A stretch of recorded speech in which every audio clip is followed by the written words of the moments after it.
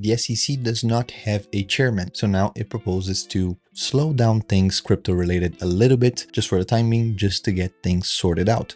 This could be good for crypto, nonetheless is very good for CZ, which is in a little bit of a pickle with the SEC. So for him, it is a breath of fresh air. Today, we're also going to be looking at a little bit of data here, some charts, some graphs here that could prove useful. Today's video is going to be a little bit shorter than usual, but it's going to be very packed and very dense. So stay tuned for today's video.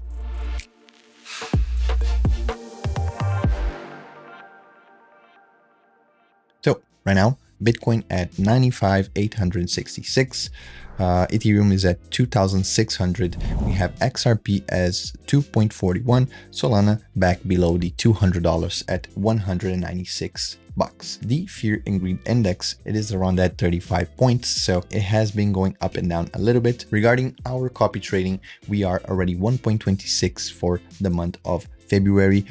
Seems from the projections that this one is not going to be the best performing month, which is a bummer, but everyone should be glad, especially if you are an Ethereum holder, that we are making profit in this month, because Ethereum is disappointing everyone else. In the meantime, the Phoenix is actually doing 0.81% on the month, so it is half of what the 0DT is actually performing. So very good for the Phoenix, which has a very little drawdown. So the Phoenix does not lose money most of the time. I actually hear 100% of the time, mainly because it is so little the drawdown that it has that it just counts at 0. So very good returns so far. Since the strategy started, they are at 39%, and since the strategy started, the 0DT started, we are at 74% right here, which has been since May 2024. So now let's jump into the charts a little bit. So we have Bitcoin here. We have two blue and yellow indicators. These one are used to find point of control. These points of control are where price tends to concentrate and control a little bit more in the volume range. So this price is usually where there's a lot of volume. It acts as a magnet for the asset, and in the reason a support or resistance. So I put one here that started on November 12th, which was when we broke the first all-time high here at around $88,000, and then we did it all the way to this day. And then this fixed volume profile right here is going to show the same thing, but for the whole chart. So everything we're seeing, it shows the weighted volume places. So here it has more volume concentration. And what we're seeing from this is that we broke below this right here and is holding as a ceiling right now, which we can actually see even with the EMA right here. This is a 9 EMA that is holding on the daily. We tested it today, and now it seems that we're going to be looking at the $93,000 to $92,000 for the bottom. The only thing that could hold us here from falling even more is the $88,000 that is a very strong place of strong support right now. If you trace Fibonacci's right here, I'm not going to get very technical because I'm not the master of technical analysis here, but if you trace Fibonacci, we can also find supports right here below the 90K area, but the 92 should be the next leg down if we don't break in the daily. We don't break this POC right here, especially the moving average, the 90 EMA.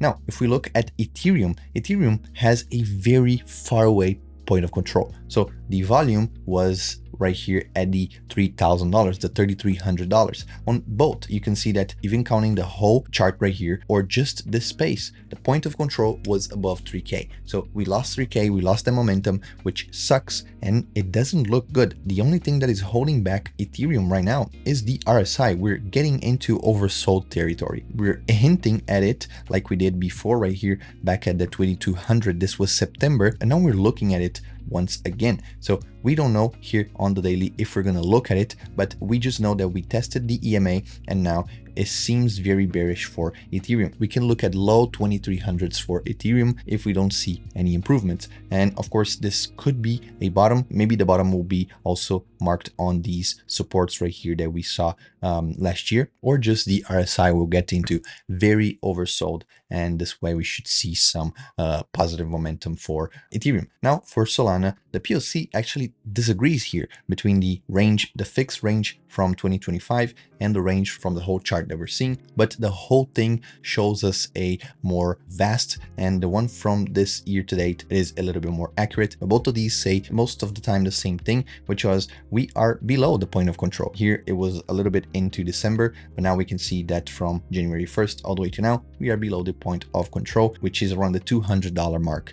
And also it interacts and it matches the EMA, the 9 EMA as well. So we could see a leg down. We have ways to go right here on the RSI, so we're still far away from the oversold, which is not good. If you look at the RSI here for the past 24 hours, you can see that it was on weak. Of course, you see a lot of tokens that went from overbought all the way down. You see oversold that went up, but pretty much we have an average of 36 RSI points. So that is on the week all the way almost to the oversold scenario right here. So again, this shows what the market is right now. It is a chaos. We have a lot of things going up, a lot of things going down, and none of these seem to agree and show us a momentum towards any side. So there's a lot of things that went up. For example, BNB is going up. We have Pendo going all the way up from a very oversold position to an above neutral, so above 50 points on the RSI. But we have TON, for example, falling a lot. We have Melania falling a lot. We have a lot of meme coins, weirdly enough, going down a lot. Ray Sol. So meme coins seem to be losing momentum. We have Trump, Melania all going down,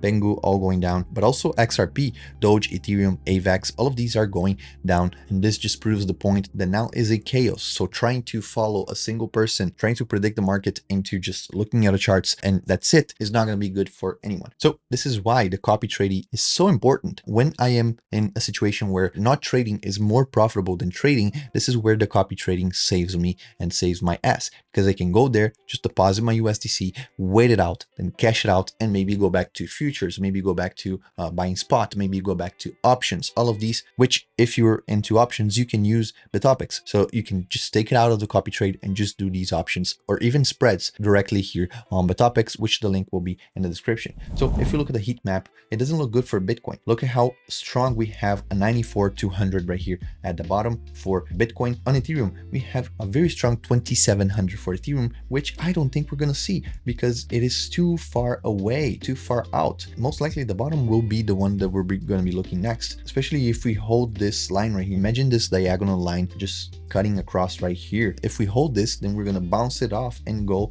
back down towards the 2,500. Now for Solana, we have very tight liquidations on all sides. So we have the 194 on the bottom and the 201 on the top, the 201 being heaviest than the bottom one. So maybe if we bounced like we did right here and we look towards the 200 again, we can create that cascade effect, that trickle down effect that can bring the price of Solana a little up, but maybe not much. So again, this is my analysis of the market. You can disagree, and I would like you to disagree. If you comment down below, give your own 2 cents, your own thoughts on the market, especially on the big coins right here. I also didn't mention BNB. BNB is doing very, very good, and we saw that throughout the ecosystem. So Cake, all the other BNB related tokens, they went up fantastically in the past 24 hours. Some other tokens at once did not do very, very good. ADA, for example, I shorted it and I made almost 1,000% on that one. So, you know, a lot of tokens have disagreements on which way they should go according to market. So please, if you're a trader, keep it calm, don't overtrade, don't make risky trades in a market that is scary right now. If you're trading options, it's very, very good because you can trade volatility. So even if you get direction wrong, especially if you're doing a condor or butterfly where you can do those, or even straddles or strangle, that you can do these in case that it leaves a certain range, you're going to be profitable. So you make a range, and if it stays outside of this range, you can be profitable with options. I made videos about spreads, about sophisticated strategies here in the channel, so you can just check it out and you can find out more. And eventually we will have them on Bitopics as a whole, so you can open multiple legs. You can choose your own strikes for each and every leg, and then we'll make him more sophisticated if you're trying to catch volatility. Like we are right now, no direction, it doesn't really matter. Volatility can help you out if you know how to trade volatility. So be safe, safe tradings, and I'll see you guys on Friday for another video. Peace.